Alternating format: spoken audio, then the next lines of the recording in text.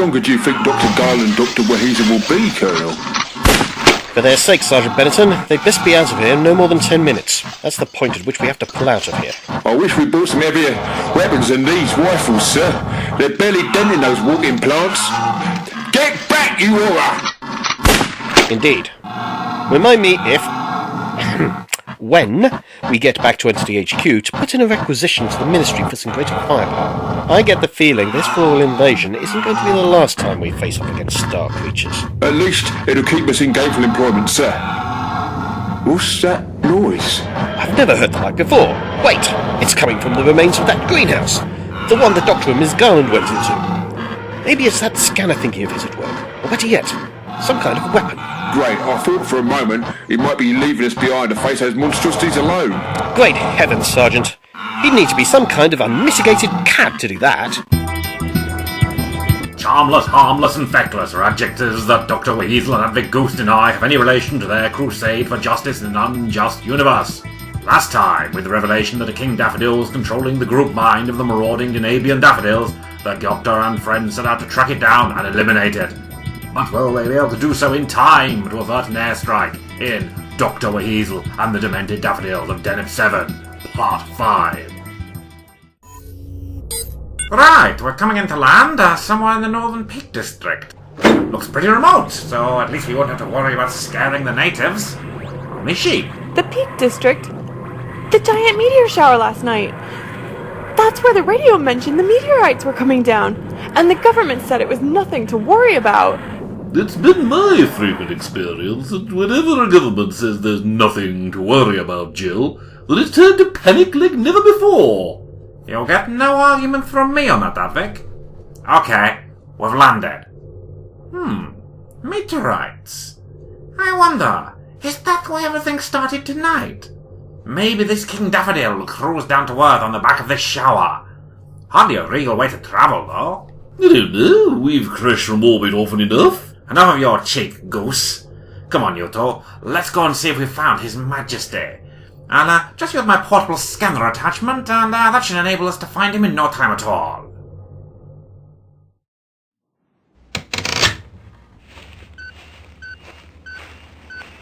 Doctor, are you sure it's safe to be here? I can barely see anything in this moonlight.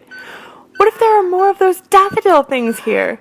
We should have brought a weapon. But Jill, we're equipped with the greatest weapon in the whole universe. The hammer of Thor? A Green Lantern ring? A sturdy cricket bat? I don't think he's being that literal. Sorry, Advick. You're talking about our intelligence, Doctor. I'm right, aren't I?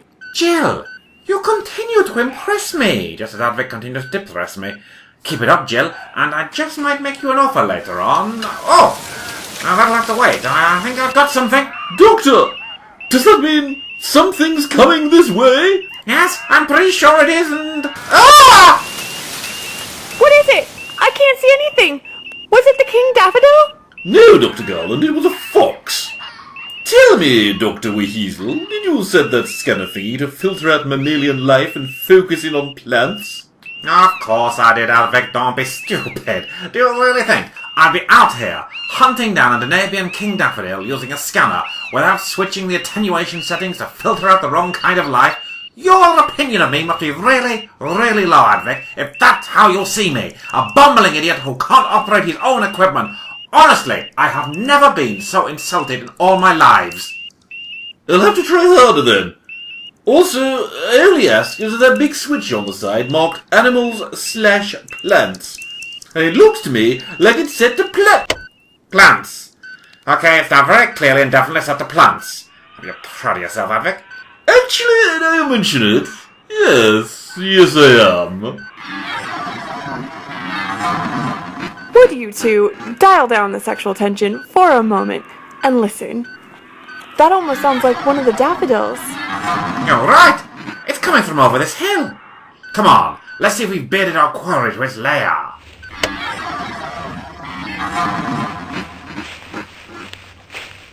Look, Doctor!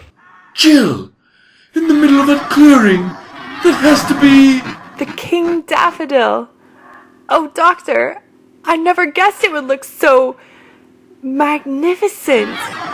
See how it's swaying back and forth in the moonlight? It's almost poetic. Yes, I can see what you mean, Jill. It is, for a marauding alien invader, rather beautiful. One thing that's so beautiful when there's giant daffodils marauding down Stretton High Street, devouring everything in their path. Does it actually wear us at all, Doctor? It doesn't seem to be able to move like the others. Probably there's a low-level telepathic field around it that allows it to perceive its immediate surroundings. And, of course, there's stronger link to its daffodil minions over in Pottingdale. Jill? Jill!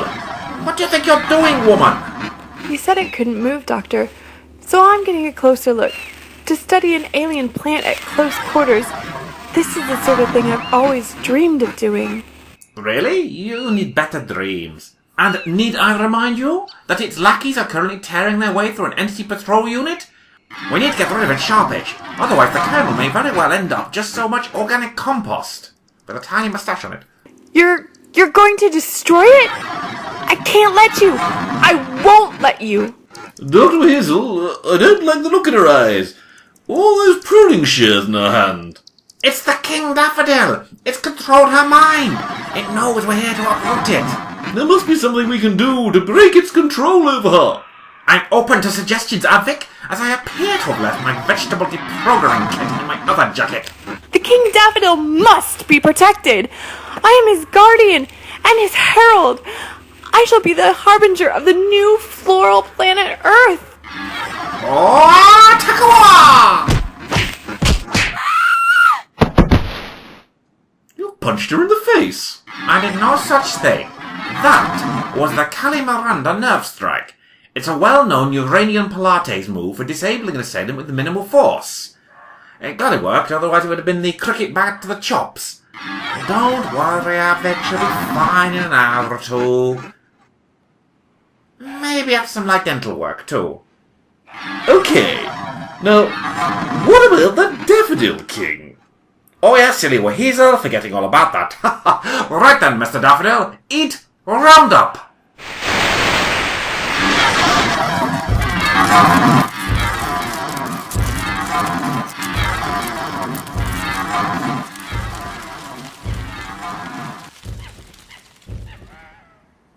Is it dead?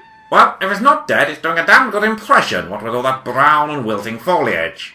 And if I'm any judge of these sort of things, and let's face it, I am, all the other daffodils all over the planet will be flopping over now. Although we left the Colonel and his troops, will be numerous trips to the compost bin to dispose of them. So, you've saved the world as they know it. Well done, Doctor WHeasel. I have to say, I had one or two tiny doubts. Between you, me, and the drooling unconscious toothless woman over there, me too. Come on, help me lug her back to the Weasdes. She'll catch her death lying there and all that dew.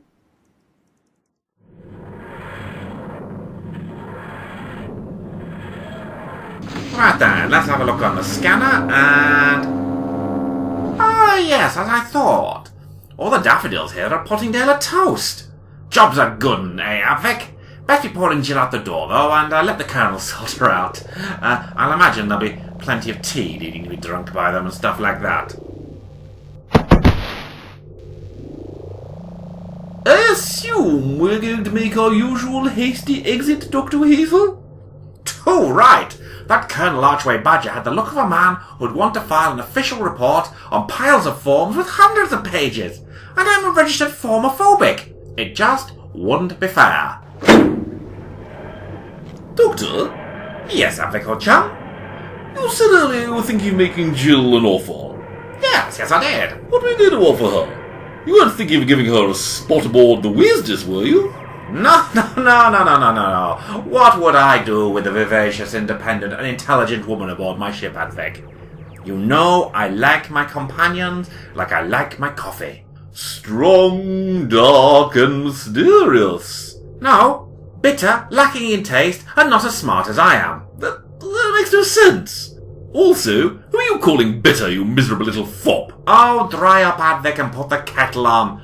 For some reason, I'm suddenly dying for a cup of tea now. And so, Doctor WHeasel and Advick Goose spin onward through the vortex in search of PG tips, a little milk, and perhaps some hobnobs. Where will they wash up next? And more importantly, will the local flora be able to kill them? That's something that will be revealed next time in Doctor WHeasel and the Regeneration Game, Part 1. Doctor WHeasel, Sunday Roast Enterprises production featuring Miranda Weasley as Dr. Weasel, Coington Goose as Advick Goose, Sarah Meadows as Dr. Garland, John Gathering the Coal as the Colonel, and Elliot Stu Stewart as Sergeant Benetton.